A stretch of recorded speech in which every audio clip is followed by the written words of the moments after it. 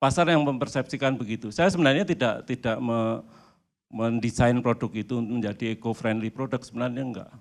Jadi saya memilih kayu karena kayu itu material lokal, kemudian saya memilih kayu juga karena produk Magno itu sebuah kritik tentang overconsumerism. Jadi orang dengan semakin banyaknya produk cenderung untuk pakai buang, hubungan produk dengan user itu menjadi semakin berjarak, semakin tidak peduli. Kayu itu memiliki relasi emosional dengan kita. Beda dengan misalnya plastik atau beda dengan material lain. Jadi saya memilih hal-hal yang seperti itu. Kemudian ketika produk itu dibuat dengan craft, itu juga berbeda dengan produk yang dibuat dengan publik, yang dibuat dengan industri seperti itu. Kira-kira gitulah. Nah, kapan persisnya Anda kemudian melihat potensi bambu untuk menjadi sepedagi yang sekarang ini terkenal di dunia ini? Ya, ceritanya lucu juga itu.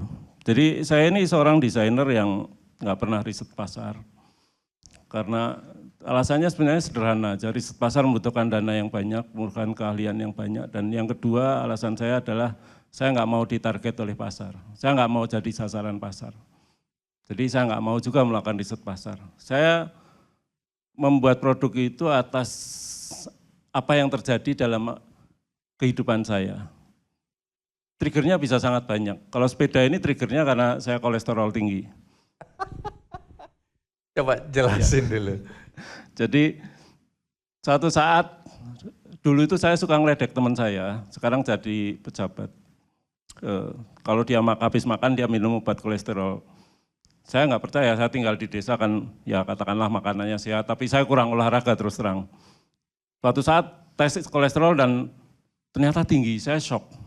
Karena saya nggak pernah mengira seperti itu. Akhirnya saya nyari cara gimana menurunkan kolesterol dan untungnya saya menemukan bersepeda itu satu hal yang bisa dicoba. Problemnya adalah saya kalau olahraga biasanya bosen dan kemudian nggak olahraga lagi. Untungnya lagi 2 kali ini. Saya sudah bawa kamera, jadi waktu itu sudah tiba di masa depan, sudah bawa handphone. Ternyata fase istirahat yang paling bagus pada saat kita berolahraga adalah istirahat aktif, yaitu memotret. Sambil saya istirahat, saya memotret, hasil potretan itu saya bagikan ke keluarga ikut. Jadi itu jadi satu kegiatan olahraga yang seru. Nah karena background saya desainer, saya makin curiga ini ada apa-apanya nih sepeda ini. Ya apa-apanya tuh karena dia sebenarnya sangat sederhana, hanya 2 roda, tanpa mesin, digerakkan dengan tenaga kita sendiri dan dia membuat sehat dan mirip sekali dengan radio. Radio itu menjadi sempurna karena nggak ada gambar. Sepeda menjadi sempurna karena nggak ada mesin. Seperti itu. Jadi radio karena nggak ada gambar, sepeda karena nggak ada mesin. Ya, dia menyehatkan seperti itu. Karena saya jatuh cinta dengan sepeda, saya mulai browsing di internet dan saya menemukan sepeda bambu. Yang membuat saya tertampar adalah sepeda bambu itu dibuat di Amerika. Dan kemudian saya tahu banyak dikembangkan di negara-negara yang sebenarnya nggak punya bambu. Ini sungguh menampar saya karena bambu itu material paling banyak dan paling mudah yang saya temukan di desa. Ya akhirnya dengan perasaan rasa bersalah karena nggak mulai dari dulu gitu. Saya akhirnya mulai mengembangkan tahun 2013 dan tahun 2018, itu berarti 5 tahun ya. Sepeda itu udah jadi bagus dan dapat penghargaan di Jepang, di Good Design Award. Jadi sebenarnya nggak lama gitu kalau kita tekun seperti itu. Kira-kira gitu Bang. Menarik ya, jadi proses lahirnya ide atau gagasan bisa terjadi dalam kehidupan kita sehari-hari. Jadi teman-teman banyak sekali di antara anak muda yang saya lihat terlalu banyak berpikir ide apa yang aku akan kembangkan, mencari-cari ide macam-macam. Padahal kadang-kadang atau lebih sering ide itu ada di sekitar kita, cuma kita tidak melihat dengan spesifik. Apalagi kalau kita tidak punya mata hati, kita tidak bisa merasakan. Nah kalau kita bisa merasakan, kemudian melihat persoalan yang ada di sekitar kita bisa banyak menemukan ide-ide kreatif ya. Ini salah satu catatan dari saya. Mas Singgi, belakangan ini saya dengar ini santer sekali. bahwa Anda tidak mau mengekspor sepedagi.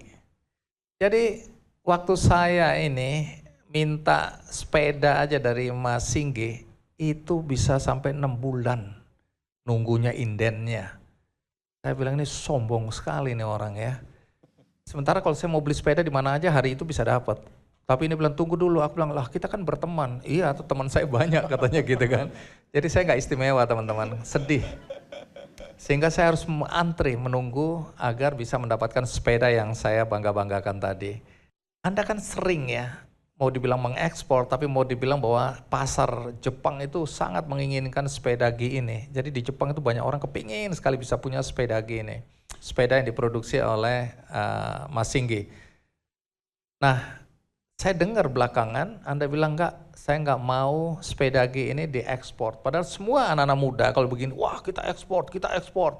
Pemerintah juga mendorong, ayo ekspor, ekspor.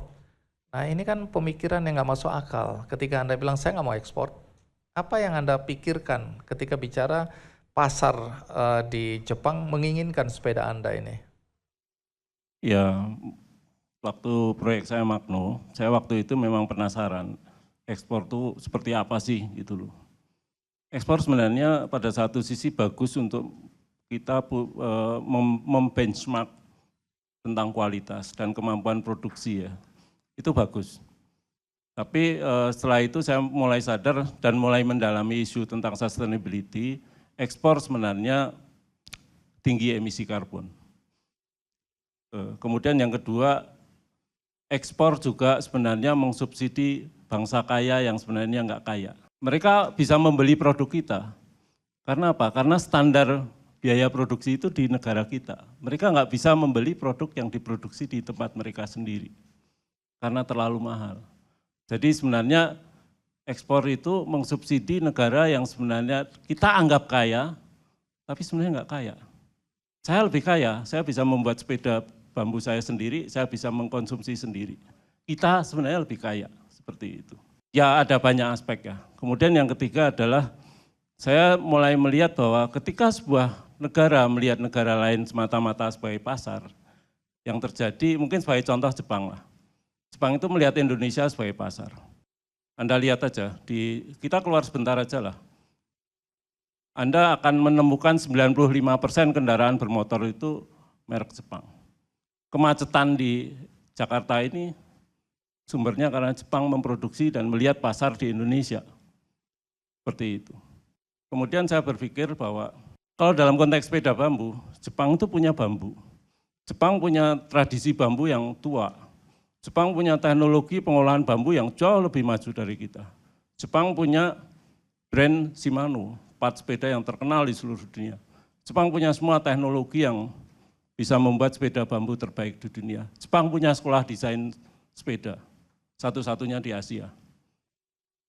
Jadi saya berpikir dan saya bilang ke mereka, kamu harusnya bikin sepeda bambu terbaik di dunia, karena yang mampu itu kamu, bukan saya. Jadi saya dalam hal ini tidak harus bersaing dengan mereka, saya ingin menunjukkan bahwa kamu sebenarnya harusnya jadi yang terbaik. Dan itu tidak membuat saya kalah, justru membuat saya merasa bahwa kita ini setara, seperti itu. Kamu dipecat atau berhenti dengan hormat? Saya resign Bang, saya resign karena? dan pulang kampung. Karena saya punya hutang. Apa itu, hutang apa? Jadi hutangnya itu yang tidak bisa dibayar dengan uang.